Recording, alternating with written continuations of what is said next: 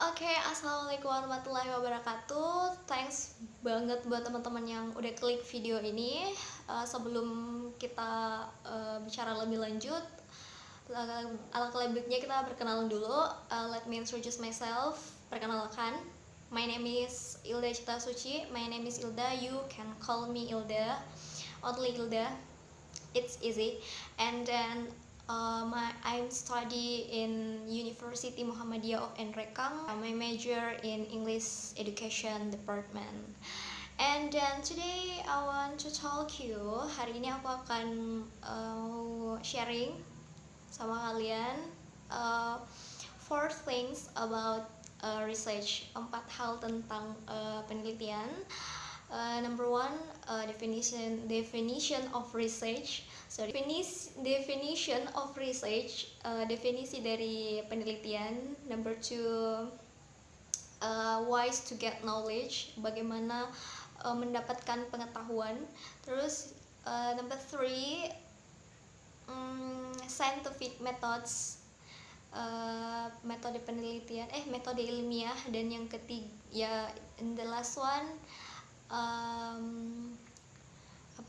research objective.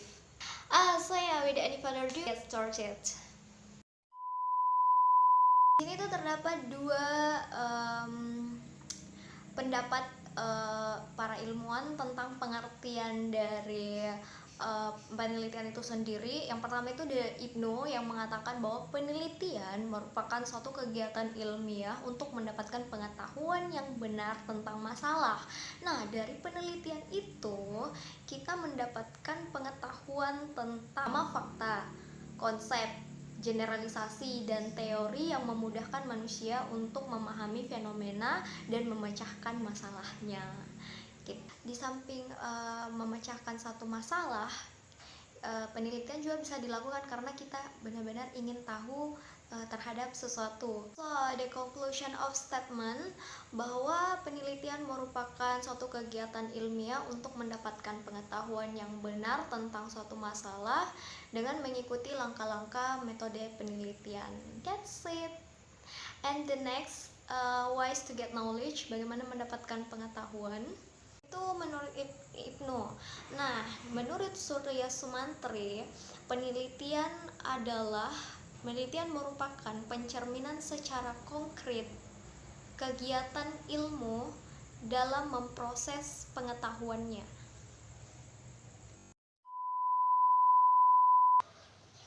So there are three ways to get knowledge. Number one, personal experience. This method is often to use because considered very practically. Karena kenapa metode ini sering digunakan? Karena ini metode yang sangat praktis. But the use personal experience requires carefully reasoning. Without reasoning, tanpa adanya penalaran kritis, can critically produce wrong conclusion and work. Jadi tanpa melakukan penalaran yang kritis dapat menghasilkan kesimpulan-kesimpulan yang keliru dan menyesatkan. Maaf, ayam orang ribut ya.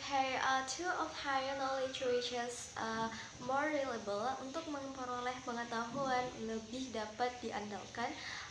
To Greek philosopher Aristoteles had developed a way of arguing called syllogism.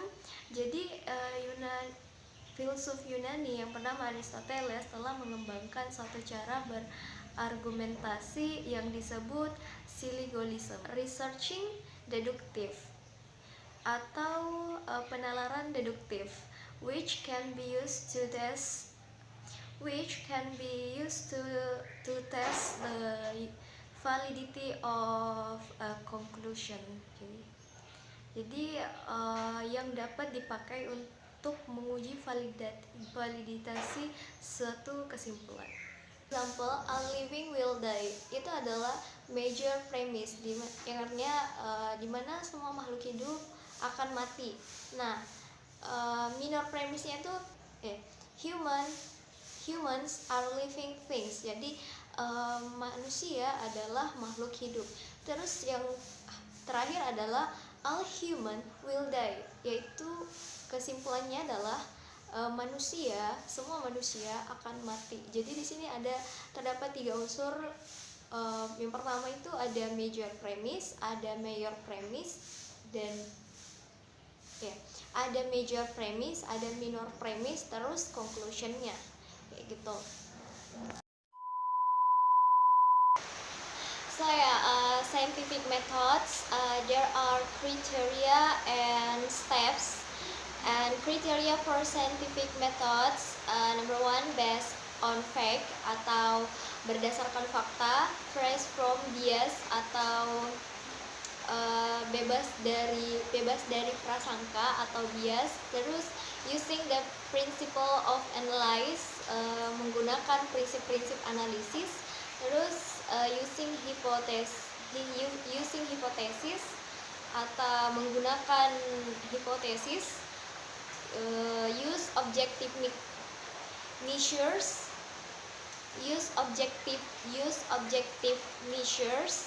menggunakan ukuran objektif. Dan the last, using quantification technique. Jadi menggunakan teknik kuantifikasi. Jadi menggunakan teknik kuantifikasi. Next steps in the scientific methods, there are 8 points. Number 1, choose and define the problem. Number 2, survey of available data, formulate in hypothesis. Number 4, building and analyze for framework and tools for testing hypothesis. Number 5, collecting primary data. Number 6, process analyze to make interpretations. Number 7, make generalization and conclusions. Number 8, make a report. Jadi langkah-langkah dalam metode ilmiah itu, yang pertama memilih dan mendefinisikan masalah, kedua survei terhadap data yang tersedia, ketiga memformulasikan hipotesis, yang keempat membangun kerangka analisis serta alat-alat dan menguji hipotesis, nomor 5 mengumpulkan data primer, nomor 6 pengolah atau menganalisis dan membuat interpretasi, nomor 7 membuat generalisasi dan kesimpulan, dan terakhir adalah membuat laporan. The last one, purpose of research. Penelitian dengan tujuan penelitian itu adalah berusaha mendeskripsikan dan memberikan gambaran secara menyeluruh, akurat, rinci, dan sistematik dari berbagai fenomena yang diteliti. Data yang diperoleh dari penelitian ini dapat digunakan untuk bermacam-macam keperluan. Research with this aims to describe and provide a comprehensive, accurate, detailed, and systematic picture from various phenomena studied. Data obtained from research, it can be used for various purposes. And tujuan dilakukan dengan sebuah penelitian. The purpose of a study including to describe, right? Tujuan dilakukan sebuah penelitian diantaranya untuk mendeskripsikan, explain atau menjelaskan, predict, meramalkan, and control phenomena and even the occur, dan mengandalkan fenomena dan peristiwa-peristiwa yang terjadi. Oke, I think that's all. Lebih dan kurangnya mohon dimaafkan. Dari efek-efek suara yang tidak diinginkan, mohon maaf.